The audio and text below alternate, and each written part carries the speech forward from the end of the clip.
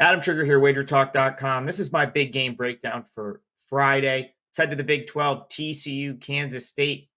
A little bit of a budding rivalry we have here. You know, these two teams played twice last season. Both were fantastic games. Once, of course, in the Big 12 final, which I guess TCU has a little bit of revenge here for, even though they ended up in the college football playoff. But, you know, they've played 17 times since TCU moved into the Big 12. And Kansas State has a 9-8 edge in those games. And I guess my sort of takeaway from all of that is, I find it hard to believe that either of these teams sort of blows the other one out here, which has me leaning toward taking the points with TCU. So both teams come in very, in similar situations, right? Like they looked awful a couple weeks ago. TCU losing back-to-back games, one of them to Iowa State. Kansas State played as bad of a game as I've seen them play in a couple of years on the road at Oklahoma State, and both have quarterback issues. Both could be going with different quarterbacks here. In TCU's case, we know they will be going, with a quarterback that wasn't their starter at the beginning of the season. So let's talk. We'll start with Kansas State. A little bit of a quarterback competition controversy here now. Will Howard or the youngster Avery Johnson. And I always kind of say this. I really do feel that this is the case in most situations. If you've got two quarterbacks, usually you don't have a quarterback, right? Usually that means you don't have a quarterback. And I'm getting the vibe that that's going to be the case here with Kansas State if they decide that they're going to play both of these guys. Avery Johnson, he came into the game last week. I think he caught Texas Tech off guard a little bit. Of course, Texas Tech not great against the run, and he did, he kind of ran it all over them. But I now that TCU has a week to sort of watch film and prepare, I'm not expecting him to be like overwhelming here. And of course, Will Howard, he's had some down moments this year, which kind of caused him, to get pulled from that game last week. On the other side, I like what I've seen out of Josh Hoover and TCU. So if you listen to Sonny Dykes talk earlier in the week, he made a couple comments that basically suggested that Hoover might have been the better option, but they decided to go with Chandler Morris just based on experience. And I think Hoover is the wild card here that gives TCU a shot to probably win this game. So, more of a gunslinger. He's going to throw the ball all over the place. Last week, 58 pass attempts in that game, 4 touchdowns. He did throw 2 interceptions. I think that's probably the concern, our mistakes. But I think that's how you beat Kansas State. I think you're going to need to throw the ball. Kansas State, their defensive weakness is their pass defense, and the defense is a little bit banged up. So, assuming Hoover is, can avoid like a catastrophic 3 interception type game, I think he gives TCU a really good chance to win here. The TCU defense has been solid. Hasn't really been the defense. If you throw out that Colorado game, really hasn't been the defense that's cost them this year. And again, I go back to the week to prepare. I think Johnson caught Texas Tech off guard in that game, and they couldn't handle the run. I don't think TCU is going to have that problem. So I actually give TCU a nice edge in the matchup here. And I would take the points with them. This is close to being a client play. I haven't added it to my card yet. I really would have liked to have that 7. But even at 6.5, I know you don't cover that key number. But even at 6.5, I think TCU is the right side. I like the Horned Frogs to potentially pull the upset. Welcome, guys. We're talking Big 12 action. Oklahoma moving conferences next year. UCF first year in the Big 12. Well, 2 teams headed in completely different directions. Oklahoma, off their massive win against Texas, they did get outgained in that game, needed that late touchdown drive, and they were +3 turnovers. So it was a good win, but it wasn't a great win. Again, without those +3 turnovers, they don't win that game. But again, it's how the game is played on the field. They get the W. UCF, what's happened? They go to Kansas State, get outgained by 129 yards, lose by 13. Against Baylor, a historic comeback by the Baylor Bears. They lose by 1. And then they go to Kansas, 51-22 a final score. They allow Kansas 490 yards.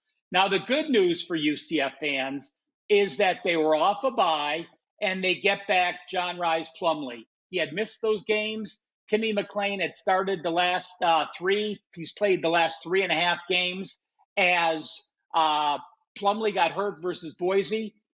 Malzahn says he's close to 100%, so we will expect that. But I still think they're going to struggle in this first venue. Remember, UCF, brand new to the Big 12. So what does that mean? It means playing in all these stadiums for the first time. They go to Boise, game number 2, a facility they're not accustomed to. They go to Kansas State and struggle, a facility they're not accustomed to. They go to Kansas and lose as a favorite. And now they go to Oklahoma. You look at UCF's road games last year. Let me pull them up real quick. Let's see. They go to FAU, East Carolina, Memphis, Tulane, and USF. You could probably add those 5 road games, all the fans together, and it might be close to equaling what OU is going to have in the stadium for this week. That's a big change for a UCF team stepping up in class. Then you look at the Oklahoma offense. Every game this season, with the exception of SMU, they have had a season high of offensive production against their opponents. Well, let's see. UCF's worst performance this year was 536 yards. If OU tops that, they are going to cover this game. I went to the database to take a look at a few things. If you lost your last game as an away favorite by 11 or more points, and now you're an away dog like UCF is, since 2000, those teams have only covered 28.6% against the spread. And now let's look at the Oklahoma side. If you are off a win as a dog, and now you're a home favorite of minus 11 points or higher and off a bye, those teams have covered 70.8% since 2008. So the UCF situation, they're off a loss as a favorite, a big loss as an away favorite. Now they're an away dog. Oklahoma off the win as a dog, now a big home favorite off the bye. OU's offense continues to roll. I think UCF truly bothered playing in this huge, loud venue this week. Color me the suit minus the 17.5. This is Steve Merrill, WagerTalk.com, with a big game breakdown for this Saturday evening, a late West Coast game at 10:30 Eastern in college football for Week 8 in the Pac-12 between UCLA and Stanford. First, let's look at my database simulation. 10,000 games simulated in the database. On average, has UCLA winning by only 13.5 points. So even though my simulation has favored UCLA for a good amount of the season, had them pegged as an underrated team, it appears that now maybe they're a bit overrated. And we do get some line value here, actually, with Stanford at plus 17 or more, which is a key number. But I also want to look at the total in this game. We don't talk a lot about totals. We talk more about margins, point spreads. And by the way, as I'm doing this on Friday afternoons, Wager Talk Live odds screen, we've seen this line steam up to 18 in many locations. So it was 17. Now it's up to 18. So I do think this line's a bit high. But let's look at the total as well.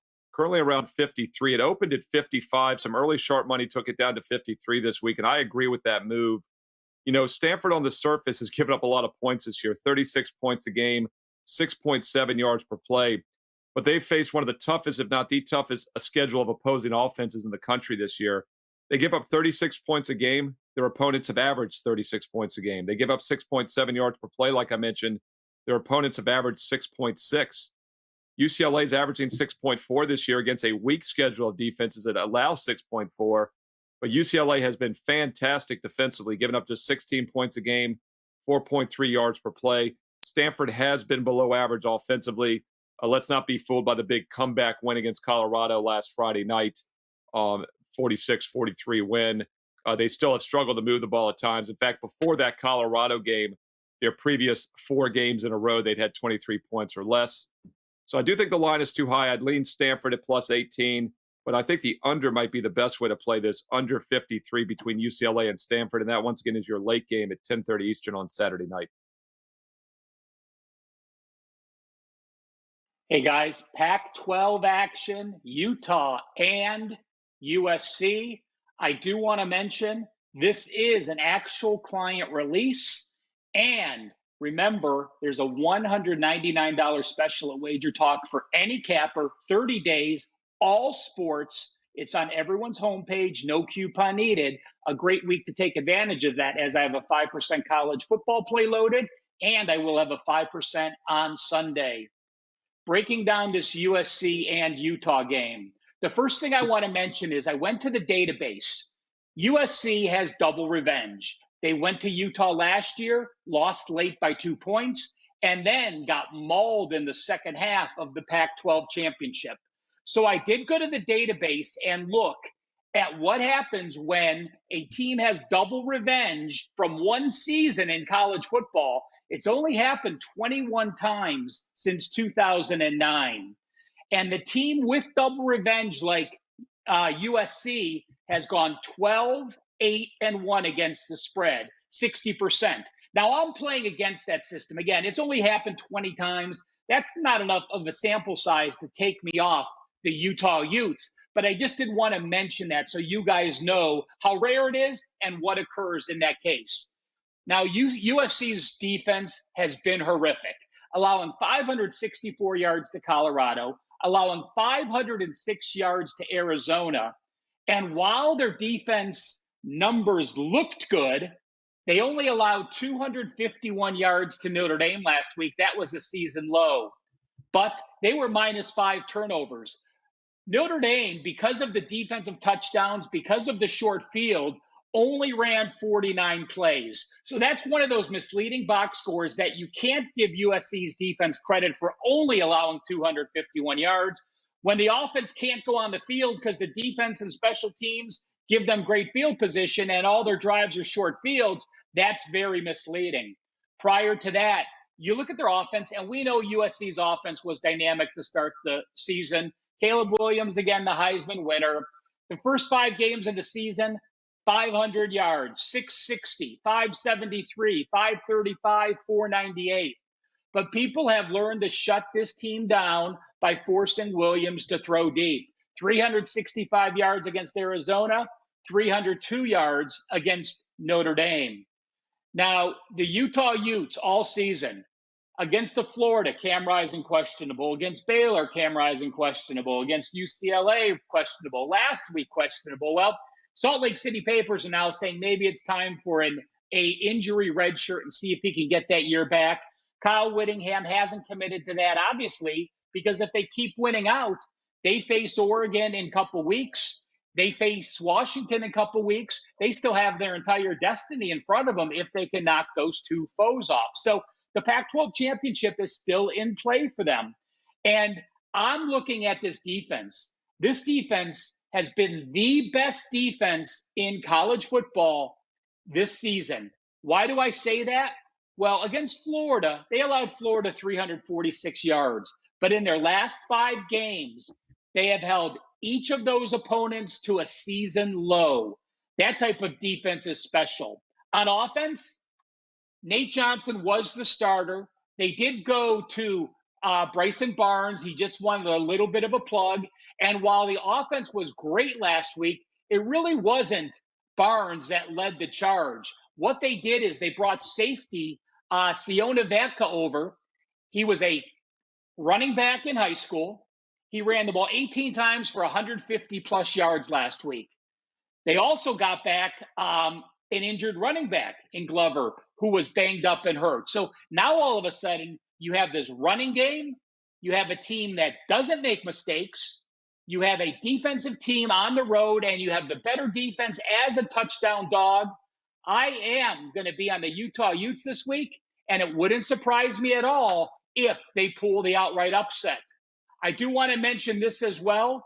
For teams that are off their first loss from game 8 later, sort of that bubble burst. You go through the season undefeated, then late in the season, you have your first loss like USC does.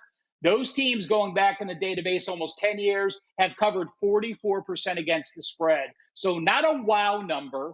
And yes, USC still does play Washington and Oregon, but just remember those teams that have the first loss of the season have been a phased situation, and I think that's the case.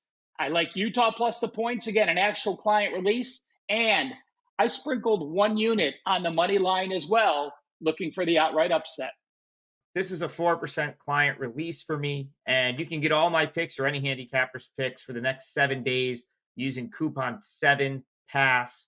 I have a 5% play in the NFL on Sunday, and so if you get the week of all access, you'll get that as well. But back to the client selection here, South Carolina plus 7.5. I actually gave this out at 7, so missed a half point there, but I don't think it's going to matter here. I think South Carolina is going to hang around in this game. So we'll start by why I would want to play against Missouri. I like fading these like late October bye weeks. It's something I've had some success with in the NFL over the years, and I think it applies to college in certain situations as well. This is especially when the opposing team, in this case South Carolina, recently has had a bye and comes in maybe a little bit more fresh than Missouri will here. So, Missouri's played pretty much every Saturday since the start of the season. I think they had the Thursday game on opening week, and now they've played 7 weeks in a row on Saturday. It's just been a long, grueling season to this point. These guys start well before week 1, so they've been going at it since the summer. And sometimes I think, especially with 18, 19, 20-year-old kids, you get to the point where they might be looking forward more to the week off than they are to playing, sort of a no name, like lowly opponent in South Carolina here. So, I think the fact that this game is at Missouri almost like plays into that a little bit. It's really easy to lose focus. You're at home. You got plans going out on Saturday night. And listen, it's easy to get distracted in that scenario. And so, throw in the fact that they're a touchdown or more favorite, and you have to wonder, does Missouri sort of let their guard down here a little bit? Now, South Carolina, it'd be easy to do that with South Carolina. They're 2-4. But man, I mean, probably should have beat Florida last week. Just a horrible loss to lose it in the fashion that they did. And you start to look at who their 4 losses are. Of course, Florida, a game they should have won. North Carolina, Georgia, and Tennessee. I wonder if Missouri would have beat any of those teams. How well would Missouri have fared against that lineup right there? South Carolina went to Athens and only lost by 10. Played Georgia pretty tough in that game. So to think that they can't, come out and play Missouri to a touchdown result here, I think is flawed thinking. Because I really think that you look at those teams, the 3 teams that have defeated South Carolina by double digits this year, Georgia, North Carolina, and Tennessee. I don't think Missouri's better than any of those 3 teams. So for that reason, I think we're getting a little bit of value with South Carolina here. And then you have finally, and I talk about this a lot, the team flipping from the hunter to the hunted, right? Like Missouri's had a lot of success this year, but they've done it mostly as the underdog. They go and upset Kansas State. We had that as a 4% client best bet there. Played really good against LSU. Their 1 loss, that was in the underdog role. And of course, the win over Kentucky, pretty close spread, right around a pick, in that game. Now you flip to the big favorite. One of the last times they were a big favorite against Middle Tennessee State, they nearly lost the game as over a 20-point favorite in that game. So not the role I would want Missouri in. So for all those reasons, I think you're getting some nice value on South Carolina here. As long as South Carolina can sort of pick themselves up from last week, in sort of that crushing loss in the fashion that they lost, I think they're going to be just fine. And I'm willing to bet on that. So I took the points with the Gamecocks here. South Carolina I took +7. You can get +7.5 now. I think it's a great bet, and it's a 4% client play for me. Steve Merrill, wagertalk.com, back with a free college football play for this Saturday. And, I do my top 25 video each and every week, and this is a game that will not be in that video. It's some MAC action for you. We're going to talk about an under-the-radar game, but just a quick reminder to check out that college football top 25 video here on Wager Talk TV, as I've got 6 high-profile games analyzed in depth with my database simulation, also my preferred side situational analysis, all for free right here on Wager Talk TV. And, of course, NFL Fade the Public will be available this weekend as well. So hit the bell, hit subscribe, and hit that bell for instant alerts. All right, let's go a little under the radar here. Some MAC action at 2 o'clock Eastern Saturday afternoon. We're going to take a look at Bowling Green minus the 7.5 at home against an awful Akron team. 7.5 is a very ugly number, and my initial reaction is, oh, I wish I could get -7. But that's always why it's so important to have a good set of power ratings and a good simulation. And I ran this game 10,000 times through my database simulation. On average, Bowling Green comes out with a 13-point win. So, yes, 7.5 scares a lot of people off, but there's actually a lot of line value here because I make the margin 13. So let's dig deeper into the matchup here and see if we find some edges as well. And I think we do. First of all, it's been a terrible season, obviously, for the 1-6 Akron Zips. And things really fell apart at the end of September when their star quarterback, DJ Irons, was injured. They had back-to-back overtime losses, a 4 overtime loss against IU, and then a tough 13-10 overtime loss at the end of September to Buffalo. Irons has not played since, and the offense was bad to start with. Now they've really struggled without him in the lineup. And not only is he the best passer, but he's also probably their best rushing attack threat as well. Even with limited games, he had more carries than the other running back until he got injured. So it's been a big step down in class the last 2 weeks on offense for Akron, and they have not shown up. They've had just 14 and 10 points. They're now taking on a good Bowling Green defense. It gives up just 5.7 yards per play against a tough schedule that has averaged 6. Akron on the season is averaging just 4.4, and it's even worse without Irons in there now. They have absolutely no passing attack, 5 yards per pass against teams that allow 7.5. So when they get behind in this game, they do not have that backdoor cover potential. And Bowling Green has struggled to throw the ball as well, but they run the ball well, and they should have success on the ground against a below-average Akron run defense. So this all sets up for a solid double-digit win here. Don't let that 7.5 scare you. There's good value with Bowling Green in what should be a focus spot at home against a weak team. Take a look at Bowling Green minus 7.5 at 2 o'clock Eastern on Saturday. And don't forget, if you want my official best bets, they're available right now at wagertalk.com, Steve Merrill, wagertalk.com, and check out some fantastic specials. First of all, the NBA full season early bird expires this week. Basketball starts next week. And I also have all sports, all access, 7-day, 30-day, and 1-year specials this weekend and this weekend only. Discounted prices and promo codes on my page right now, Steve Merrill, wagertalk.com.